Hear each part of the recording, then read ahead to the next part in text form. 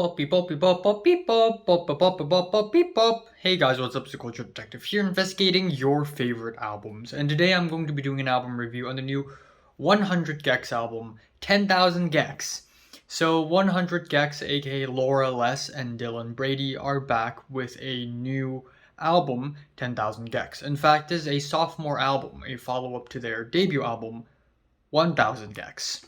So yeah, this is one of the most anticipated albums of the year for a lot of the music fans out there because 1000 gecs, their debut album, is a landmark in hyperpop history and also an album that is so terrible it's actually great, so great it might be a little terrible, kind of a meme shitpost type album. Post modernist, ironic music type beats, something like that. So obviously, whatever insanity 100 gecs is conjuring up next is going to be insanity. Thus, we have 10,000 gecs. Also, tracks like Money Machine off of their debut album are absolute bangers. I find myself enjoying it quite a bit as well. So, yeah. What's really interesting, however, about this second album is that instead of continuing their hyperpop journey, they sort of changed up their genre a little bit on this album. Instead of hyperpop, now they are making alt rock and ska punk, which is really interesting.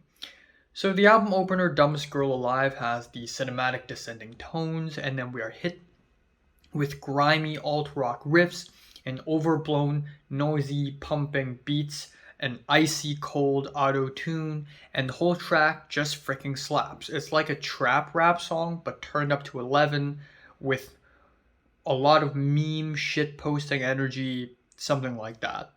The following track, 757, is an overblown yet cutesy hyperpop rager. The track is a little brief, however. I hope it lasts a little longer, and the slow down ending is kind of meh, but still a pretty interesting track.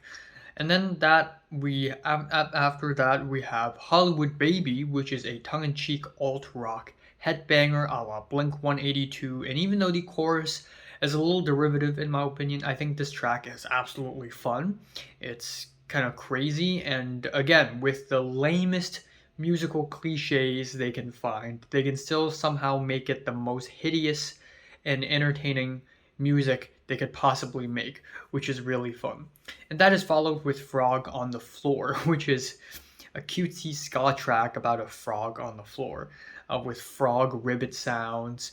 However, the vocals are kind of drab, and I feel like in terms of ska, I have heard a lot of better ska music, a lot of more interesting ska music. Then we have Doritos and Fritos, which is a very cool MF Doom reference. Yeah, this track is a bassy alt rock thing with dual vocals, punchy bass and drums.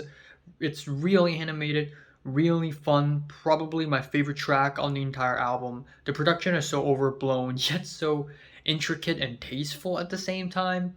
And then following that, we have Billy Knows Jamie, which is kind of a Limp Bizkit Rage Against the Machine flavored rap rock track with epic guitar riffs, and also the ending to the track is noisy as hell. Following that, we have $1 Million, which is a fun, wacky detour track with text-to-speech vocals, tons of other sound samples, cycling guitars and banging drums and disc scratches. And even though it's a silly, goofy little song, I'm just a goofy little song, I find myself enjoying it a lot. I think it's a very fun track, and it's just whack. And then afterwards, we have The Most Wanted Person in the United States. It's about a murderous outlaw, and for a topic like that, this track is unfortunately a little low-key and one note, but I do have to applaud for the lyrics, which are kind of wild, especially with the Anthony Kiedis "Suck My Penis" line. I Got My Tooth Removed is another ska track on this album about getting your teeth removed. Ouch. Don't worry, I've experienced that before 4 times. And it's kind of funny that this track just came out like a SpongeBob song. But yeah, still Still a fun song, I guess. And the album ending, Me Me Me, is a jittery hyper pop song, but with ultra distortions. We have some crazy performances and repetitions and production, which made the album end off on a pretty high note. So yeah, overall this album is fun, wacky, catchy, and just a damn good time. Just a damn good time, I must say. It's never, not every single track is perfect. Some of the tracks here drab in comparison, unfortunately, but I think this album works quite well overall. Nonetheless, I'm giving the new 100 gecs album, 10,000 gecs, a decent to strong 7 out of 10. So, have you listened to the new 100 gecs album? Comments below, let me know. Subscribe if you want more, and thanks for watching. Also, in case Fantano beats me to it, soon I'm going to be reviewing the new Invent Animate album, Heavener. Probably. I don't know when I'll review that, but soon. And also maybe I'll review the new Broken Teeth album. Yeah.